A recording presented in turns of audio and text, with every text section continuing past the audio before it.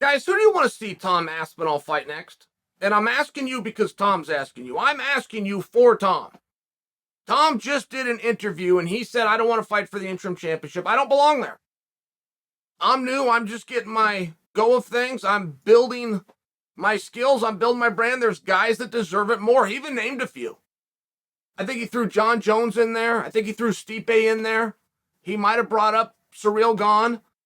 But he was serious. He wasn't looking, right? It's not one of those insults like your 5-year-old kid does, where he puts himself, he does a draw and he goes, Dad, this is so bad, because he wants you to know, oh my goodness, it's so good. It's not like that. Tom was being very serious. Tom was looking for an opponent. Tom doesn't want to be the fool that calls for a shot that he can't get, which I fully support. You should never call for a shot that you don't already have it done in this sport. You've already had those conversations. You already know behind the scenes how this is going to go. Then you be the first to the table with it. Make it look like your idea and take all the credit. As simple as that is for me to say, at some point, you are going to have to do something that gets you laughed at, for sure. So I'm talking out of both sides of my mouth here. For a general statement, don't call for a shot that people are going to listen to and hear you miss. Don't do that. The interim title fight is already upon us between Jon Jones and Stipe Miocic, or something in this world went wrong. And you can't really hedge your bet against that. At some point, Tom is going to have to make a call that's going to get him laughed at. Guys, I remember where I was and I remember who I was talking to the first time I ever said I'm the greatest fighter that's ever done this. I remember the part of I-5 I was driving down when I told not only was I the best right now, not only was the best in my division, I laid out my case where I was the best fighter to have ever done it. And after I made that statement, I paused. I paused so that the person I was interviewing with could laugh at me. There was a beat where I went quiet so they could object. I remember when they didn't. And I remember finishing and carrying out my piece. I said it another 29 times, 30 times in total before I believed it. It was something that I said and had to say again, and I had to say again and again and again, and then times 25 to that before I believed it. Then once I started to believe it, other people started to believe it too. They started to put it in headlines. My ranking started to move without me whipping anybody's ass. Me coming out and saying it and convincing people moved my ranking 5 spots. I beat 4 guys in the top 10, including the number 1 ranked guy. I couldn't move off of 9. I came out and proclaimed I was the best in the world and truly started to believe it. Laid out my entire case, never lost a fight, never even lost a round, hadn't lost a minute of fight. I made a very compelling argument. Be champions of this organization. I made a very good argument, but my spot moved 4 without having to beat anybody up. And every few years, it's about every 10 years, some jerk will want to sell a book on Amazon, and he'll bring together something called the laws of attraction. The most recent time was about 9 years ago, so get ready for this to be shoved down your throat and up your ass again. And it was in a book called The Secret. And as silly and ridiculous as that is, there's a lot of truth to the phenomenon of laws of attraction. I will tell you from that interview where I proclaimed myself the best in the world and paused so that the person could object, to 3 months later, having fought nobody, having a ranking move up 4 spots, having more sponsors and more opportunities, the way I prepared was also very different. The extra hour and the extra time that I was putting in started to be very different. I now started to train like the guy that I spoke that I was. So it's one of these things where there's a tipping point. But Tom Aspinall is not going to be fighting for an interim championship again, unless something very weird is going on between Stipe and Jon, which have been very quiet, that the world has not been told about. I don't think that that's going to be the case. I think the only thing that we're disputing right now as it pertains to Stipe and Jon Jones is, are we going to make it for the undisputed strap or the interim strap? And I think that you guys agree with me, and I think that Tom agrees with me. That the whole world appears to be in the same place, which means as it pertains to a title fight, undisputed or interim, it doesn't involve Tom. So who should Tom fight? Now, I have no problem with Tom doing it. I liked it.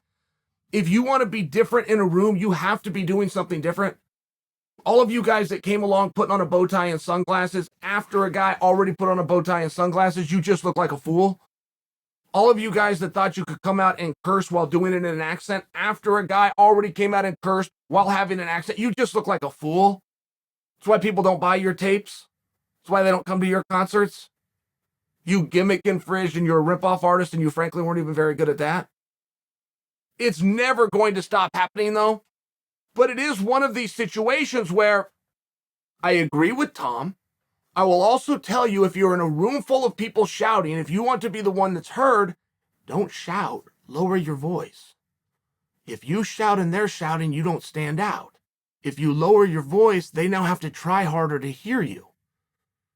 And I do know what Tom is saying when he comes out and does this interview. He's trying, where do you guys want him to go? He'll point his cannon in that direction. He's just young enough. He's just good enough. He's just exposed enough now that he's coming off of a main event. He just took out a guy who used to be ranked number 4 in the world. I don't know what Volkov's ranked right now. He used to be ranked number 4 in the world. Tom's in a very interesting spot. He's also not going to qualify for a world title fight. So where should he go? Now, I like it all. I've laid out my case for why I like it all. I also begrudge one point, which is Tom being smart, which I'm giving him credit for, or is Tom a damn fool? Now, Tom would only be a fool if he believes what he's saying to be true. If there's any part of you that believes the champion is a harder fight than the guy who hasn't fought in the organization yet, you haven't been at this very long. If there's any part of you that believes that an unknown person and or group of people who go into an unknown, undisclosed location every Tuesday at 8 a.m. and tell us who's ranked number 1 through 15, they used to not do it at all. Then they got together and they used to do it to 10. Then one day they went up to 15. I mean, the ranking system really, it is silliness to the highest of level. There's a reason that that person and or group of people will never be named because of the level of silliness. But if you're one of the guys that buys it, if you're one of the guys that's ranked number 3 and therefore you think that you're better than number 9 and you don't have to prepare for him, you're not going to be number 3 for very long. If you're also one of those guys that thinks I've had 5 fights and they've all been televised and this guy they're bringing me hasn't been on TV yet, I don't need to prepare for him, you're very wrong. Every single upset story begins the same, which is it starts with that. You being unaware of who's who, when. It's any given, every upset story starts that same way. Now, I do not think that Tom is foolish enough to believe that. But he's young enough, it is possible. I think that I'm probably grasping at straws here. I don't think Tom is watching this video and thinking anything other than, no, Chael, I know I'm not going to get the fight, and I'm still looking for an opponent. I don't have any heat with anybody, and I'm looking for somebody to come after me, and I'm now a big draw, and my name's getting out there, and I just came off of a main event. I'm sure Tom and I are completely on the same page. But I am old enough to have been at the Mohegan Sun in 2005 when atop of the bill in an arena that was sold out sat a guy named Andrei Arlovski.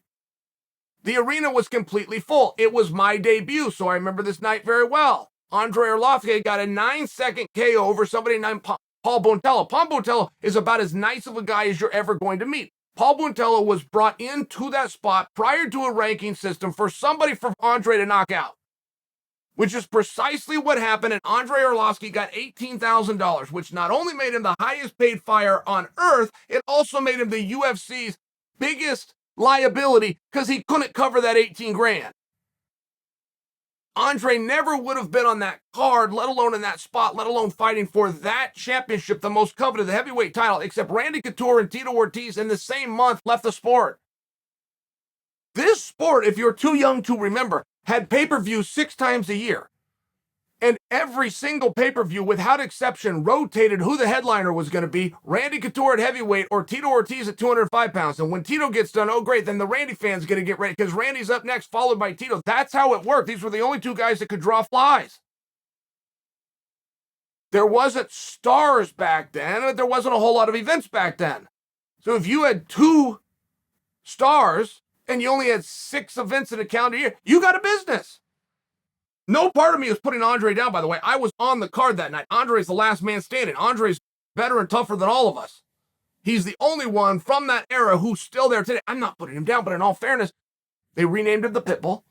They got him a mouthpiece that had fangs on it. They did a professional photo shoot where they borrowed him or bought him a very nice Range Rover. I'll never know this. That was likely rented, but they bring in this nice Range Rover. They put him in a fitted suit, and they took a picture of him with a bunch of pit bulls around him. And all of a sudden, he was very mysterious. He was very mystique.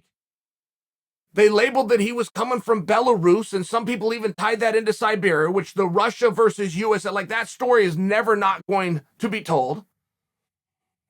He had an 8-4 record, who 2 fights before, he was stopped via TKO on an undercard. Now he's the champion of the world selling out an arena, and I'm not looking to be a dick at all. I study the history of the sport. I understand the power of the marketing machine. I'm also here to tell you that I beat a grand total of nobody, and my own personal spots moved up by 4 because I claimed I could beat them all. And I could, by the way. I was telling the truth, but I finally got somebody to listen. So Tom's in a precarious spot.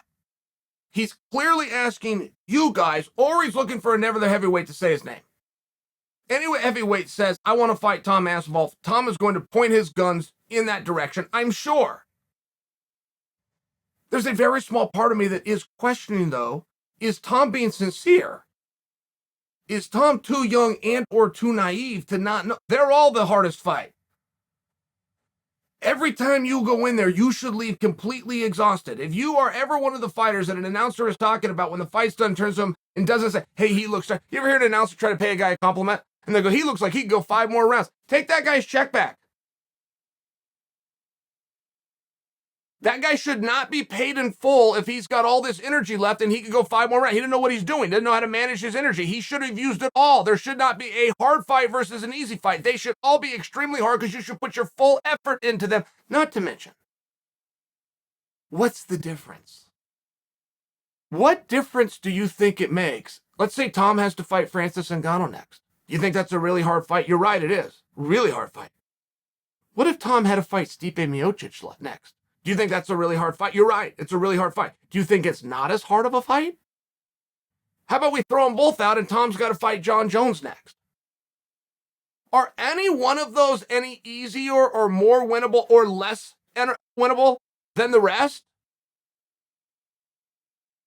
Or let's say we're going to bring in a guy who's yet to debut in the UFC, because that happened to a guy. I used to travel the road with him. I used to be trying to get into the UFC, traveling the road, fighting in Costa Rica, fighting in Canada, fighting in Russia with the same guy.